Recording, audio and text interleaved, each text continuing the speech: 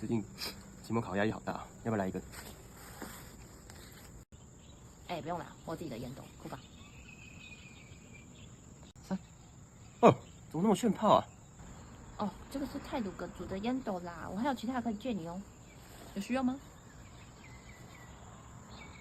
怎么那么酷啊？外观都不太一样哎。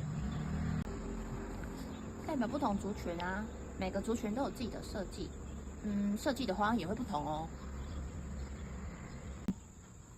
原来是这样啊。那我们有烟草吗？没有，你知道这代表什么吗？代表什么？这就代表我很穷的意思。在泰鲁格族中，如果家里种植越多烟草，就代表他们家庭越富裕。啊，我一根都没有，这样你就知道了吧。烟斗念作不敢。在过去，台湾原住民族男女喜欢抽烟斗，烟斗通常是手工艺品，用桂竹根和箭竹管制成。那现在，大多数人都是买现成的烟草，自己种植的已不再普遍。